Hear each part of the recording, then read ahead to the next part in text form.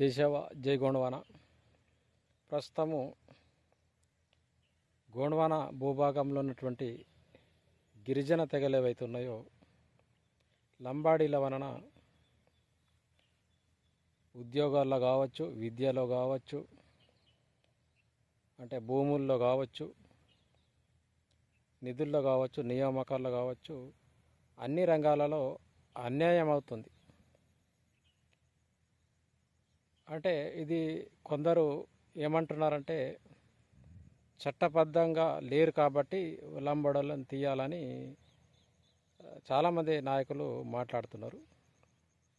మరి గిరిజనుల్లో చాలామంది చట్టబద్ధంగా, అంటే గిరిజనుల్లో అనేక రకాల తెగలు ఉన్నారు. వాళ్ళని తీయండి అని ఎందుకు అంటలేరు? రాజ్యాంగంలో 342 ఆర్టికల్ ప్రకారం ఒక గిరిజన తెగను అసెంబ్లీలో, పార్లమెంటులో బిల్లు పెట్టి పాస్ చేసి కలపచ్చు, తీయచ్చు అనేది ఒక ఆప్షన్ ఉంది.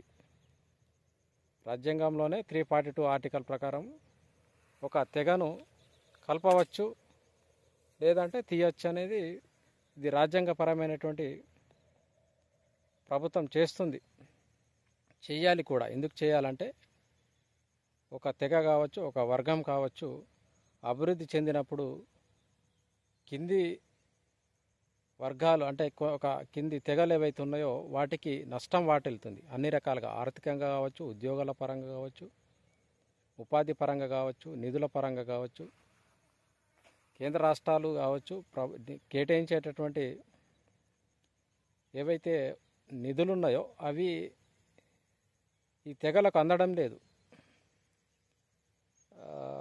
కొందరు ఏం మాట్లాడుతున్నారంటే మా జనాభా ఇన్ని లక్షలు ఉంది, మీది ఇంత తక్కువ ఉన్నది, మీరేం భయపెట్టిస్తారు, మేము తలుసుకుంటే అది చేస్తాం, ఇది చేస్తామని నానా రకాలుగా మాట్లాడుతున్నారు. జనాభా ఎంత ఉన్నదనేది లెక్క కాదు ఇక్కడ. చరిత్ర ఎవరున్నది, చరిత్ర ఎవరిది ఉన్నది, వనరులు ఎవరి. మరి గోండవానలో ఉన్నటువంటి గోండవాన చరిత్ర ఏంటిది? నిజాం ప్రభుత్వం నుంచి మేము 3 లక్షలు ఉన్నాము, 4 లక్షలు ఉన్నామని మాట్లాడుతున్నారు.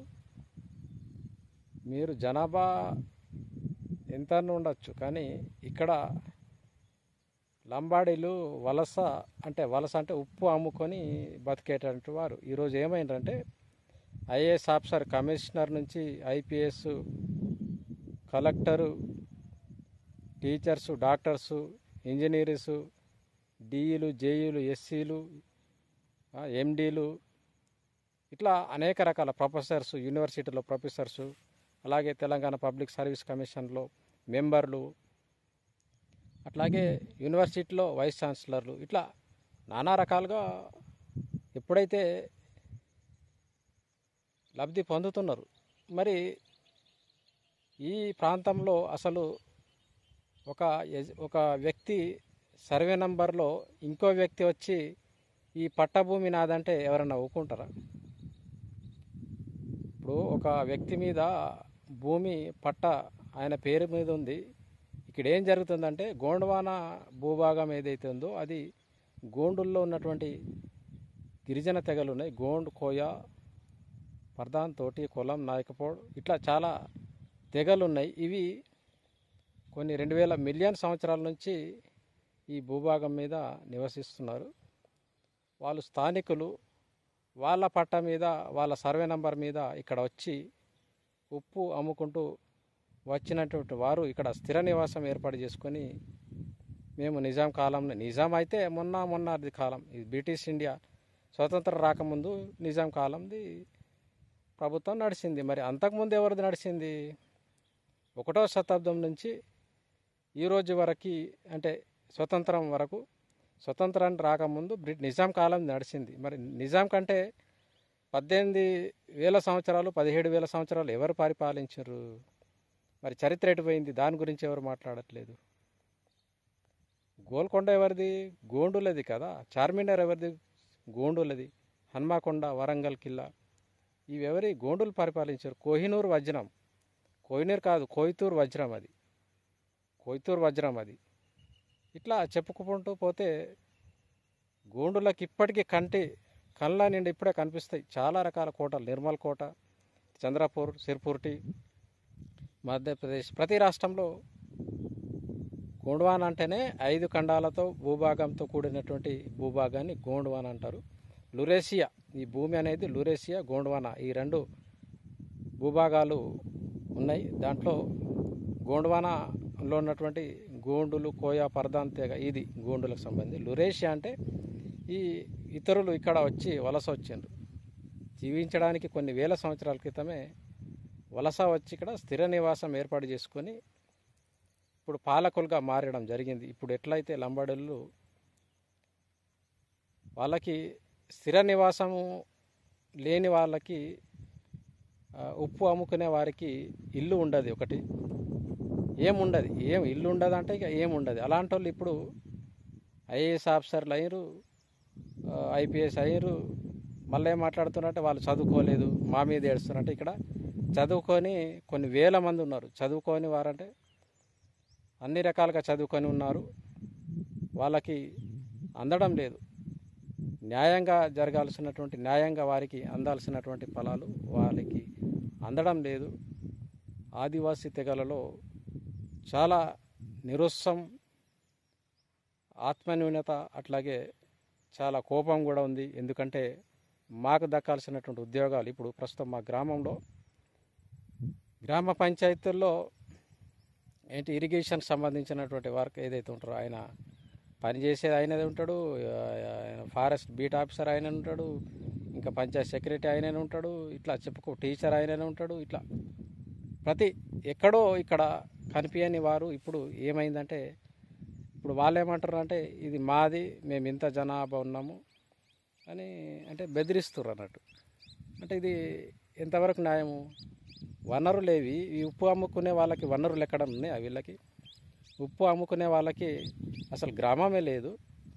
వాళ్ళు మేము ఇంత జనాభా ఉన్నాము, మాకు ఇంత వాట అంట. మరి ఇప్పుడు వనరులు వాళ్ళ దగ్గర ఉంటే నీరు, భూము, అడవి ఉప్పు అమ్ముకునే వాళ్ళ దగ్గర ఉంటే తీసుకోవచ్చు, మీరే తీసుకోవచ్చు, న్యాయంగా మీరు తీసుకోవచ్చు.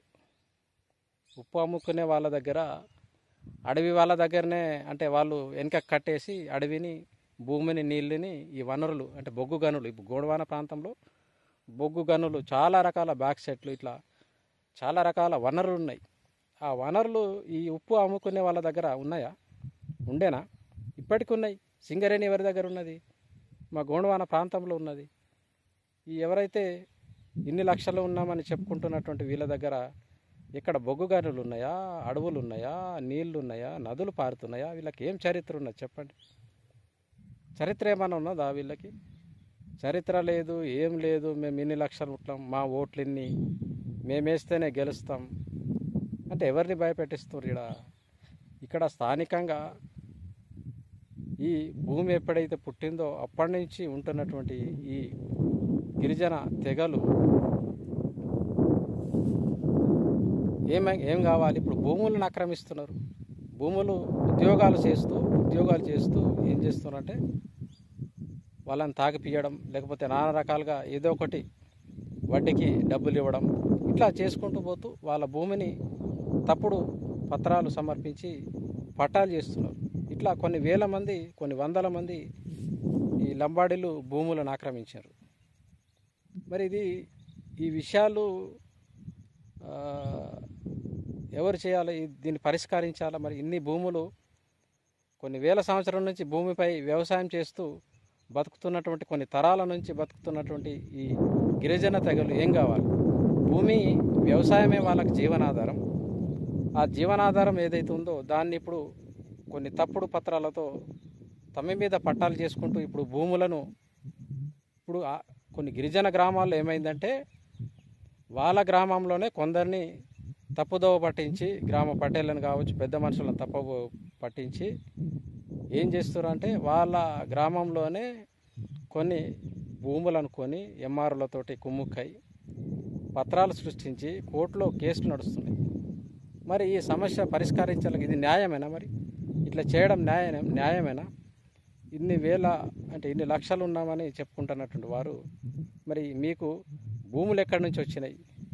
మీరు అప్పటి నుంచి ఇప్పటి వరకు ఉప్పు అమ్ముకుంటే బాగుండేది. మరి అది లేదు, ఏం లేదు. ఇప్పుడు వ్యవసాయం కొన్ని వేల సంవత్సరాల నుంచి వ్యవసాయం చేస్తున్నటువంటి వారి మీద వారి భూములను ఆక్రమించి ఇక్కడ చదువుకున్నారు. ఇప్పుడు స్వతంత్రం వచ్చిన తర్వాత స్కూల్స్ ఏర్పడిన తర్వాత చాలామంది యువకులు చదువుకున్నారు. ఇప్పుడు వాళ్ళకు ఉద్యోగాలు లేవు. మీరు ఎక్కడో నుంచి ఇక్కడికి వచ్చి మా గ్రామాలలో, మా జిల్లాలలో, మా మండలాల్లో మీరు ఉద్యోగాలు పొందితే మా నిరుద్యోగులు ఏం కావాలి? మరి తెలంగాణ ఎందుకు పోరాటం చేసిండ్రు? బ్రిటిష్ వాళ్ళపై భారతదేశం ఎందుకు పోరాటం చేసింది? మర్స్కుల రామ్జీ గౌండ్ పోరాటం చేసిండు. చెడమకి వీర్ బాబురావు పోరాటం చేసిండు. తిరుగుబాటు 1950 అండ్ 1857 1000 మందిని ఉరిదీసిండ్రు. మరి లంబాడీలను ఎవరన్నా చూపేయండి. మరి చరిత్ర ఏమైనా ఉందంటే మీరు మాట్లాడేది ఒక 100-200 సంవత్సరాలు మాట్లాడుతున్నారు. ఒక 700 సంవత్సరాలు, కొన్ని వేల సంవత్సరాల క్రితం పరిపాలించిన కదా గోండు రాజులు. చాలా వేల సంవత్సరాల క్రితం పరిపాలించారు కదా. మరి అట్లయితే అన్యాయం ఎవరైతే గురికి అవుతున్నారో, నిధులు రావట్లేదు, ఉద్యోగాలు రావట్లేదు, మా వాటా మేమెంత, మాకంతా వాటా అని వాళ్ళు మాట్లాడుతున్నారు. 7% ఉన్నామండి, మీరు 3% ఉన్నాము. 3%లో కూడా 33 తెగలు 30 తెగలు ఉన్నాయండి, మీరెంత అంటే ఎంత జనాభా ఉంటే మీరు అంత మమ్మల్ని భయపెట్టిస్తారా? అంటే గిరిజనులను భయపెట్టిస్తారా? మీరు చరిత్ర ఎవరు ఉన్నది చెప్పండి, మీకున్నాయా? 7% ఎవరైతే మీరు ఉన్నారో, కొన్ని లక్షలు ఉన్నారో, మీకు అడవులు ఉన్నాయా, నీళ్లు ఉన్నాయా, భూములు ఉన్నాయా, బొగ్గు గనులు ఉన్నాయా, సింగరేణి ఉందా, ఏమున్నది చెప్పండి?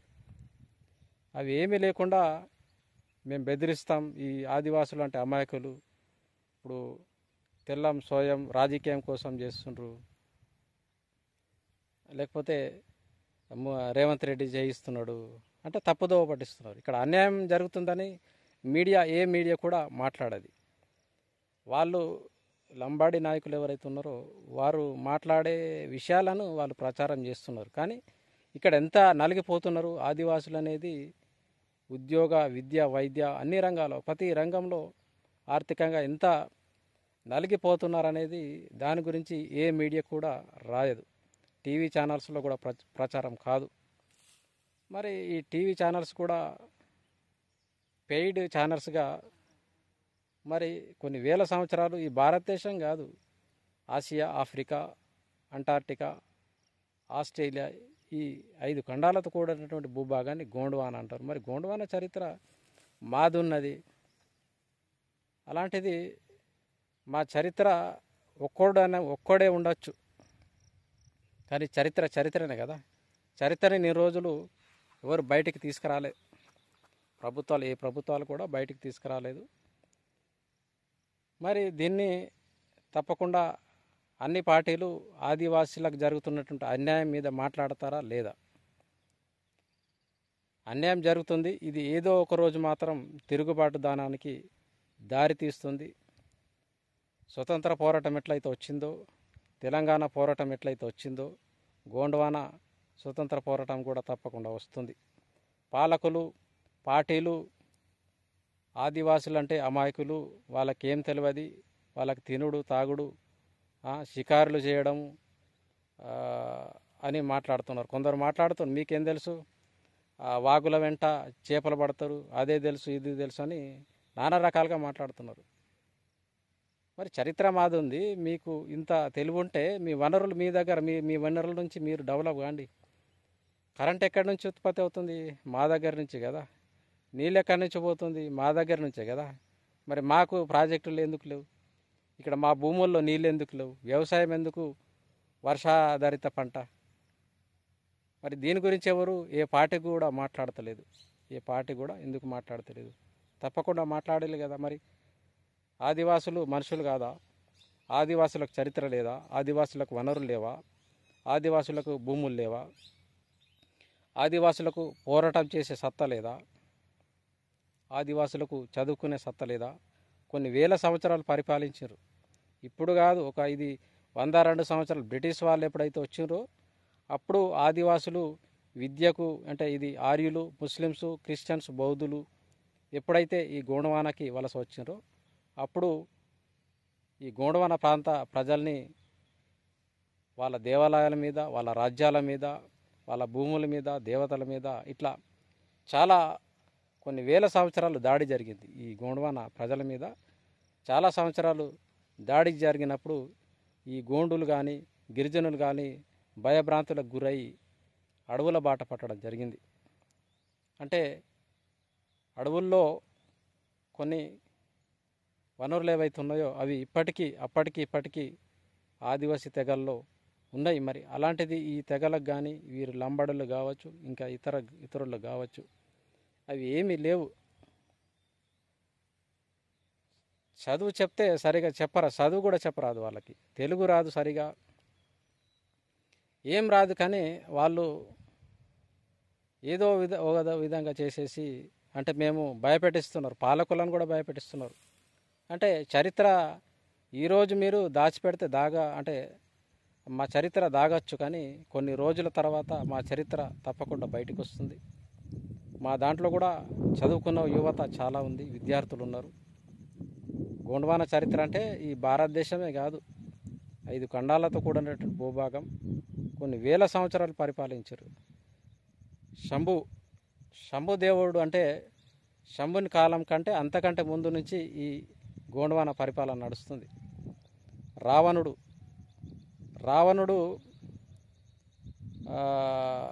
ఆయన కూడా చాలా సంవత్సరాలు పరిపాలించారు. అప్పటి నుంచి మా మీద అంటే గోండ్వాన ప్రాంతం మీద దాడి జరుగుతుంది. ఇప్పుడు కాదు, స్వతంత్రం క్రీస్తు పూర్వం కాదు. శంభుదేవుడు ఎప్పుడైతే ఉన్నాడో ఆ రాజు గోండ్వానకి 5 ఖండాలకి మొదటి రాజు ఎవరంటే శంభు, దేవుడు కాదు శంభు. ఇప్పుడు దేవుడు అంటున్నారు కానీ సిరి శంభు ఎవరైతే ఉన్నారో ఆయన 5 ఖండాలకి రాజు, మొదటి రాజు. తర్వాత రావణుడు, ఇట్లా చాలా మహిషాసుర్ ఇవి దేవుళ్ళ పేర్లు అండి. సూర్ అంటే రాక్షసుడు అన్నారు, రాక్షసుడు కాదు, రక్షించేవారు. అంటే రావణ రాజ్యం ఎట్లయితే కూల్చేసినరో శంభుదేవుని యొక్క 5 ఖండాలతో కూడినటువంటి భూభాగం ఏదైతుందో ఈ ఆర్యులు శంభుదేవుని యొక్క రాజ్యాన్ని కూల్చేసారు. శంభుదేవుని యొక్క రాజ్యాన్ని శంభు రాజు ఎవరైతే ఉన్నాడో ఆ రాజ్యాన్ని ఎవరు కూల్చేసినారు అంటే ఆర్యులు కూల్చేసినారు. ఆర్యులు కూల్చేసిన అగమానం ఎప్పుడు జరిగిందంటే అప్పటికి ఈ ఆర్యులు శంభుదేవుని 5 ఖండాల రాజ్యం ఉండే, ఆ రాజ్యం కూల్చేసినారు. తర్వాత ఇప్పటి వరకు 88 శంభులు పరిపాలన నడుస్తున్నది.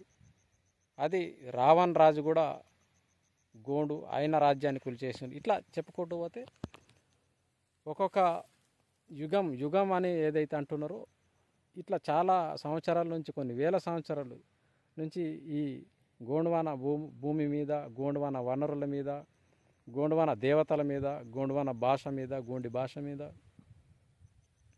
ఇట్లా చాలా దాడి జరుగుతుంది. ఇది ఒక రోజులో దాడి జరగలేదు, ఒక 100 సంవత్సరాల్లో దాడి జరగలేదు, 200 సంవత్సరాల్లో దాడి జరగలేదు. కొన్ని వేల సంవత్సరాల క్రితమే నుంచి ఈ రోజు వరకు కూడా దాడి జరుగుతుంది.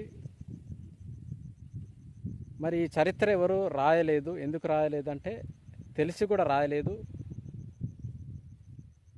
తెలిస్తే మా చరిత్ర, మా భూభాగం, మా వనరులు మాకు దక్కాలని వాళ్ళు పోరాటం చేస్తారు. కాబట్టి వీళ్ళ అమాయకులుగానే ఉండాలా, వీళ్ళకి చదువు చెప్పొద్దు, వీళ్ళ అభివృద్ధికి దూరంగా ఉండాలా, వీళ్ళకి నీళ్ళు ఇవ్వద్దు, నిధులు ఇవ్వద్దు, నియామకాలు ఇవ్వద్దు, కానీ వాళ్ళ వనరులు మాత్రం దోచుకోవాలా అని ఇట్లా కొన్ని వేల సంవత్సరాల నుంచి నడుస్తుంది. మధ్యప్రదేశ్లో ఛత్తీస్గఢ్ అంటేనే గోండులకు సంబంధించిన రాజ్యాలు, కొన్ని రాజ్యాలు. ఇప్పుడు స్వతంత్రం వచ్చే కాలంలో రామ్లీన మైదానంలో కూడా 250-60 గోండ్వాన రాజ్యాలతో కూడా దేశం ఏర్పడేది. అక్కడ ఒప్పందం జరిగింది. ఆ ఒప్పందం అమలు చేయాలి. విద్య పేరుతో 10 సంవత్సరాలు దాన్ని ఏం చేశారంటే కాలయాపన చేయడం జరిగింది. చట్టాల పేరుతో రకరకాలుగా చేస్తున్నారు. మరి ఇది జరుగుతుంది. దీన్ని మరి ఎవరు పట్టించుకోవాలా? ప్రభుత్వాలు అంటే పార్టీలు, అన్ని పార్టీలు ఏ విధంగా అయితే ఇతర విషయాలు ఎట్లా మాట్లాడుతున్నారో తప్పకుండా దీని గురించి అన్యాయం జరుగుతుంది కాబట్టి లంబాడీలను తొలగించాలా. వాళ్ళు చట్టబద్ధంగా ఉన్నారా, లేకపోతే అక్రమంగా వచ్చినరా, సక్రమంగా వచ్చినరా అనేది తర్వాత పాయింట్, రాజ్యాంగంలో 342 ఆర్టికల్ ప్రకారం పార్లమెంట్లో తొలగించే హక్కు ఉంది, తర్వాత కలిపే హక్కు కూడా ఉంది, గిరిజనులుగా గుర్తించే హక్కు కూడా ఉంది, అట్లాగే తొలగించే హక్కు కూడా ఉంది. ఇది రాజ్యాంగ హక్కు. మీరెవరండి తొలగించడానికి అని అంటే నానా రకాలుగా భాష. ఆ భాష ఎట్లా ఉందంటే బెదిరించే భాష. మీరు 100 మంది ఉండొచ్చు, కొన్ని కోట్ల మంది ఉండొచ్చు, అది కాదు. న్యాయంగా ధర్మబద్ధంగా ఆదివాసులు సహనం, ఆదివాసులు చాలా శాంతిప్రియులు, సహనవాసులు. కానీ ఒకసారి తిరగబడితే మాత్రం అది ఏ రోజుకో ముప్పు ప్రమాదం తప్పకుండా దాని ఫలితం అనుభవించవలసిన అవసరం వస్తుంది. ఈరోజు ఆర్థికంగా నానా రకాలుగా ఇబ్బంది పడుతున్నారు. నిధులు రావట్లేదు, వాళ్ళకి మంత్రి పదవులు రావట్లేదు, ఎమ్మెల్యే సీట్లు అండి. అంటే చరిత్ర ఎవరున్నది? చరిత్ర ఎవరిది ఉన్నది? వాళ్ళకి ఇవ్వాలి. కానీ ఇప్పుడు ఒక పట్ట భూమి ఉన్నది, ఒక పట్ట భూమిలో ఇంకో అతను వచ్చి ఇది నా భూమి అంటే ఎవరైనా ఒప్పుకుంటారా? ఒప్పుకోరు కదా. అంటే ఇది గోండ్వాన అనేది గోండ్వానలో ఉండేటటువంటి ప్రజలది పట్టభూమి. ఇది గోండ్వానాలో ఉండేటటువంటి ప్రజలు ఎవరైతే ఉన్నారో వాళ్ళ పట్టభూమి. ఆ పట్టభూమిలో వచ్చి ఇప్పుడు మీరేమంటున్నారంటే మాది మా పట్ట, మేము ఇంతమంది అంటే ఇంతమంది ఉన్నామండి, మాకు భూమి ఇవ్వండి అంటే మా భూమిని గుంజుకుంటున్నారు మీరు. ఇప్పుడు అదే నడుస్తుంది కదా. ఇన్ని లక్షలు ఉన్నామంటే లక్షలు ఉండొచ్చు, ఒక్కడు ఉండొచ్చు, కానీ సర్వే నెంబర్ ఎవరిది అవుతుందో వాళ్ళకే చెందుతుంది కదా. మరి ఈ సర్వే నెంబర్ ఎవరిది? మేము ఇంత 3%, 1%, ఫుల్ పర్సెంట్, 0.5% వాళ్ళం కాదు. మేము చరిత్ర ఉన్న వాళ్ళం కదా. మాకు వనరులు ఉన్నాయి. ఈ ప్రకృతి ఎప్పుడైతే ఏర్పడ్డదో అప్పటి నుంచి మా నడుస్తుంది. ఇప్పుడు నేను మంగం అంటే మంగిమర అంటే ఆ చెట్టుకు మాకు మా ఇంటి పేరుకు అది సంబంధం ఉంది. ఒక చెట్టు, ఒక జంతువు. ఇప్పుడు మేము తాబేల్ని పూజిస్తాం. నాగుపాము అంటే 7వ గోత్రం గట్టు ఏదైతుందో వాళ్ళు పూజిస్తారు. 5వ సగ ఏదైతుందో 5వ గట్టు వాళ్ళు ఒక గ్రద్దని పూజిస్తారు. గ్రద్ద అంటే అది గాలి. నాగుపాము అంటే భూమికి సంబంధం. అట్లా భూమిని తర్వాత తాబేలు, మేము 4వ గట్టు. 4 అంటే మేము తాబేలు అంటే నీటిలో ఉంటుంది, నీటిని పూజించే వాళ్ళం. ఇట్లా 6వ సగ ఉంటుంది. 6వ సగ అనేది పులి అంటే అగ్ని. అంటే ఇది ఇట్లా ప్రకృతిని మేము పుట్టుక నుంచే ప్రకృతి ఏదైతుందో అది మాకు, దానికి ఒక జంతువుని పూజిస్తాము, ఒక చెట్టుని పూజిస్తాము. ఇట్లా సంబంధం ఉంది. ఇది కొన్ని వేల సంవత్సరాల క్రితం జరిగినటువంటి దాడి, ఇప్పటికీ దాడి జరుగుతున్నది. కానీ దీనిని మాత్రం ఇక్కడ ఉన్నటువంటి గోండ్వాన ప్రాంతంలో ఇప్పుడు చదువుకున్నటువంటి యువత ఉన్నది, విద్యార్థులు ఉన్నారు. తప్పకుండా రాబోయే కాలంలో లేటు కావచ్చు కానీ తప్పకుండా చరిత్ర తెలుసుకొని మా ప్రాంతము, మా మాతృభూమి, మా వనరులు, మా హక్కులు తప్పకుండా తిరగబడే రోజులు వస్తాయి. కాబట్టి ప్రభుత్వాలు కూడా న్యాయబద్ధంగా అన్ని పార్టీలు మాట్లాడాలి. అసెంబ్లీలో కూడా మాట్లాడాలి. వీళ్ళకి అన్యాయం జరుగుతుంది, ఉద్యోగాల్లో అన్యాయం జరుగుతుంది, ఉద్యోగాల్లో అన్యాయం జరుగుతుంది, అట్లాగే నిధుల్లో అన్యాయం జరుగుతుంది, ప్రతి రంగంలో అన్యాయం జరుగుతుంది. కాబట్టి దాన్ని ఒక కమిటీ వేసి తప్పకుండా న్యాయం చేయే విధంగా చేయకపోతే మాత్రం తిరుగుబాటు కార్యక్రమాలు, ఉద్యమాలు రాబోయే కాలంలో వస్తాయి. తెలంగాణ ఎట్లయితే 50-60 సంవత్సరాలు పట్టింది. ఇప్పుడు భారతదేశంలో కూడా వ్యాపారం పేరుతో బ్రిటిష్ వాళ్ళు వచ్చారు. ఇప్పుడు ఈ లంబాడి వాళ్ళు కూడా వ్యాపారం పేరుతోటనే, ఉప్పు పేరుతోటనే ఇక్కడ వచ్చి స్థిర నివాసం ఏర్పాటు చేసుకొని ఇప్పుడు లబ్ధి పొందుతున్నారు. ఇప్పుడు మేమే ఒరిజినల్ ఆదివాసీస్ అని పచ్చకండువలు ఇస్తున్నారు. అంటే ప్రజల్ని, పాలకులను, ప్రభుత్వాలను భయపెట్టే కార్యక్రమాలు చేస్తున్నారు. కానీ ఆదివాసులను భయపెట్టలేరు కదా. ఈరోజు కావచ్చు, రేపు కావచ్చు, ఏదో ఒక రోజు వస్తుంది. ఈ ప్రకృతి ఏదైతే ఉందో, భూమి, నీరు, అడవి, ఈ ప్రకృతి ఏదైతే నియమం ఉందో అది తప్పకుండా. కరోనా వచ్చింది. కరోనా వచ్చినప్పుడు చాలామంది చనిపోయారు, కానీ ఆదివాసులు ఎవరు చనిపోలేదు. తెలుసు వాళ్ళకి, ఆదివాసులకి ఇలాంటి కరోనా లాంటి ముప్పు కూడా వస్తుంది. దాన్ని మీరు మా దగ్గర రాజకీయ బలం ఉంది, ధన బలం ఉంది, ఇంకా ఏదో బలం ఉందని ఆదివాసులు అమాయకులు కాబట్టి వాళ్ళని ఒత్తుదాం, వాళ్ళ ఉద్యోగాలు మేము తీసుకుంటాం, వాళ్ళ భూములను మేము తీసుకుంటాం, వాళ్ళ నిధులు మేము లాక్కుంటాం అంటే ఊరుకునే ప్రసక్తి లేదు. రాబోయే కాలంలో దీనికి ధీటైన సమాధానం ప్రకృతి మాకు సహకరిస్తుంది. ప్రకృతికి కూడా తెలుసు. ఆ ప్రకృతి సహనాన్ని పరీక్షిస్తే మాత్రం విలయతాండం ఎట్లయితే వస్తుందో అట్లా ఆదివాసుల్లో కూడా తప్పకుండా వస్తుంది. మీరు అంటున్నారు 50, ఇక్కడ ఆదిలాబాద్లో లంబాడీలు ఎంత మాకంటే గోండుల కంటే తక్కువ జనాభా ఉంది కదా. ఇక్కడ గోండుల జనాభా ఎక్కువ. మరి ఇక్కడ గోండులకే ఎక్కువ ఉద్యోగాలు రావాలి కదా, మరి ఎందుకు వస్తలేవు అంటే వట్టి భయభ్రాంతులకి గురి చేస్తారు. ఎన్నో రాష్ట్రాల నుంచి ఇక్కడ వలస వచ్చారు. ఇక్కడ లంబాడీలు అంటే వలసనే. రేఖానాయకు వలస, ఈ సుమాన్ రాఠోడ్ వలస, ప్రతి ఒక్కరు ఇక్కడ వలస వచ్చి ఇక్కడ ఉన్నటువంటి ఆదివాసుల ఐక్యతను అంటే అన్నదమ్ముల విడదీసేసి వాళ్ళకి ఏదో సొమ్ము ఇచ్చేసి వాళ్ళని ఎమ్మెల్యేలు ఎంపీలు కావడం, ఇట్లా ఉద్యోగాలు పొందడం, సర్టిఫికేట్లు పొందడం, ఇట్లా చేసి ఉద్యోగాలు అంటే పొందినరు, లబ్ధి పొందుతున్నారు. కానీ ఇది తిరగబడే రోజులు వస్తాయి తప్పకుండా దాని గురించి. కాబట్టి మేము చరిత్ర ఉన్న వాళ్ళం, వనరులు మా దగ్గర ఉన్నాయి. లంబడోళ్ళే కాదు, ప్రభుత్వాలకు కూడా చెప్తున్నాం, మేము పార్టీలకు కూడా చెప్తున్నాం. అన్ని పార్టీల్లో మేము ఉన్నామంటే చరిత్ర మాది, వనరులు మావి. తెలంగాణ ఉద్యమం ఎట్లా వచ్చిందో, బ్రిటిష్ ప్రభుత్వంపై ఎట్లా భారతదేశం ఎట్లయితే పోరాటం చేసిందో అట్లా అమెరికా కూడా ఇట్లానే తిరుగుబాటు వచ్చింది. అమెరికా స్వతంత్రం ఇలానే వచ్చింది. స్థానికులు నష్టపోయారు కాబట్టి అక్కడ సౌత్ ఆఫ్రికా నెల్సన్ మండేలా కూడా వేరే వాళ్ళు వచ్చి పరిపాలిస్తుండే. కొన్ని సంవత్సరాలు పరిపాలించిన తర్వాత నెల్సన్ మండేలా వచ్చిండు. నెల్సన్ మండేలా వచ్చిన తర్వాత వాళ్ళని సాగనంపే కార్యక్రమం చేసిండ్రు. అట్లా ఇక్కడ గోండవాన ప్రాంతంలో కూడా కొన్ని వేల సంవత్సరాల నుంచి ఇక్కడ పరిపాలిస్తున్నారు. మా రాజ్యాలను ఆక్రమించారు, భూములు అన్నీ ఆక్రమించారు. ఈ చరిత్ర పునరావృతం అయ్యే సమయం వస్తుంది. రాజ్యాలను పునర్నిర్మాణం చేయే కార్యక్రమం వస్తుంది.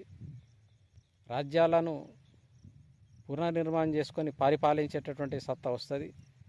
కాబట్టి పాలకులు కూడా, లంబాడీలు కూడా అందరూ తప్పకుండా కళ్ళు తెలవాల్సిన అవసరం ఉంది. మీ జనాభా కావచ్చు, ఒకటే మాట్లాడుతున్నారు, వాళ్ళు ఏం మాట్లాడతారు, మా జనాభా ఇంత, మా ఇంత వాటా అంటే చరిత్ర ఉన్నోళ్ళు, వనరులు ఉన్నోళ్ళు, వేల సంవత్సరాలు పరిపాలించారు. ఎక్కడో వచ్చి యురేషియా నుంచి ఆర్యులు, క్రిస్టియన్స్, బౌద్ధు, ముస్లిమ్స్ అందరూ వచ్చి ఇక్కడ గోండవాన ప్రాంతంలో వలస వచ్చారు కదా. మరి వాళ్ళు కొన్ని వేల సంవత్సరాలు పరిపాలిస్తున్నారు. ఇది మీరు మాట్లాడేది ఏంటంటే ఒక 100 సంవత్సరాలు, నిజాం కాలం 100 సంవత్సరం కదా, 100-200 సంవత్సరాలు. మరి దానికంటే ముందెవరు పరిపాలించారు? ఆ చరిత్ర ఎందుకు మాట్లాడతలేరు? ఢిల్లీలో ఎర్రకోట ఎవరిదండి? అక్కడ అయోధ్య ఉంది. అయోధ్యలో అయోధ్య ఎవరిది? మొన్న మందిరాలు నిర్మించారు కదా. మరి ఈ చరిత్ర చాలా ఉంది. కోనార్క్, అది మన ఒరిస్సాలో జగన్నాథ్ మందిర్, అక్కడ రెపరెపలాడుతుంది. కేదార్నాథ్ మందిర్, నర్మదా నది, నర్మదా అమర్కంటక్, ఇట్లా చెప్పుకుంటూ పోతే కొన్ని వందల వేల చరిత్ర ఉన్నది. ఆ చరిత్ర తప్పకుండా ఏదో రోజు వస్తుంది కాలచక్రమంలో. ఇప్పుడు వర్షాకాలం, ఎండాకాలం, వానాకాలం లాగా తప్పకుండా కాలచక్రం తిరుగుతుంది. కాబట్టి ఏదైతే ఉందో న్యాయబద్ధంగా అందరినీ సమానంగా చూసే నిధులు ఏవైతే ఉన్నాయో, ఒక కుటుంబంలో 4 కొడుకులు ఉంటే వాళ్ళకి సరి సమానంగా పంచితే అది న్యాయం అవుతుంది. కానీ ఇప్పుడు ఒక కుటుంబంలో ఒకటే కొడుకుకి మీరు అందిస్తుంటే ఇది అన్యాయం అవుతుంది. కాబట్టి ఇది ఏదో ఒకరోజు తిరుగుబాటు వస్తుంది.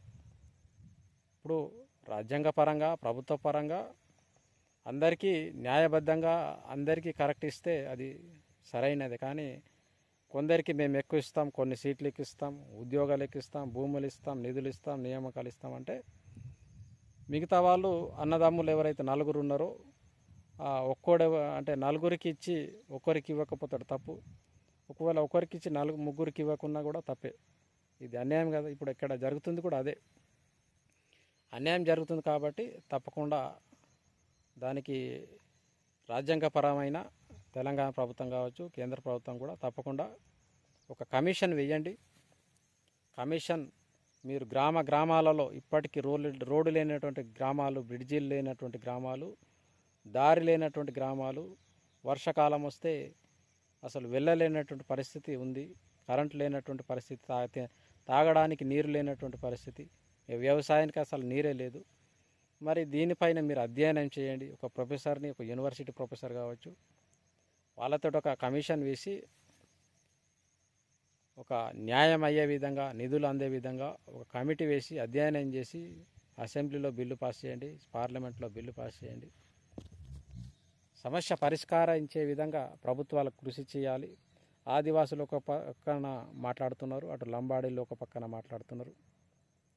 మరి ఈ సమస్యని మీరు కళ్ళపక్కించి చూస్తుంటే ఏదో ఒక రోజు మాత్రం ఇది తప్పకుండా ఒక యుద్ధానికి దారి తీస్తుంది. కాబట్టి తప్పకుండా దీన్ని మీరు తప్పకుండా పార్టీలు కావచ్చు, ఇతర పార్టీలు మీరు కొట్లాడుకోండి అని కళ్ళారా చూడకుండా పార్టీలు కూడా, ప్రభుత్వాలు కూడా సమస్యను పరిష్కరించే విధంగా చూడాలి. లేదంటే ఇది చాలా పెద్ద ప్రమాదం వచ్చే అవకాశం ఉంది. దీన్ని అన్ని రంగాల్లో అభివృద్ధి చేయాలి. అందరు సమానులను అంటే అన్ని ప్రజలు, ఇప్పుడు ఓట్ల కాలంలో అన్ని పార్టీలు వస్తాయి, అన్ని పార్టీలు వచ్చి గ్రామంలో తిరుగుతారు. మరి ఇప్పుడెందుకు వస్తలేరు? సమస్య ఉంది కదా, సమస్య ఉన్నప్పుడే కదా నాయకులు మాట్లాడుతున్నారు. ఓట్లు ఉన్నప్పుడు అన్ని పార్టీల నాయకులు వస్తారు, ఓట్లు అడుగుతారు. మరి ఇప్పుడు సమస్యలు ఉన్నప్పుడు కూడా సమస్యలను పరిష్కరించడానికి కూడా రావాలి కదా. ఉద్యమాలు చేస్తుంటే, లంబాడీలను తొలగించాలని చేస్తుంటే ఏ ఒక్క పార్టీ కూడా మాట్లాడడం లేదంటే తప్పకుండా మాట్లాడాలి. అంటే మీరు ఏం చేస్తున్నట్టే ఓట్ల రాజకీయం. ఓట్లు మాత్రం వేయాలి, అభివృద్ధి చెయ్యం, మీకు నీళ్ళు ఇయ్యం, నిధులు ఇయ్యం, నియామకాలు ఇయ్యం, ఏం చెయ్యమన్నట్టు పార్టీలు కూడా, ప్రభుత్వాలు కూడా చేస్తున్నాయి, నాయకులు కూడా చేస్తున్నారు.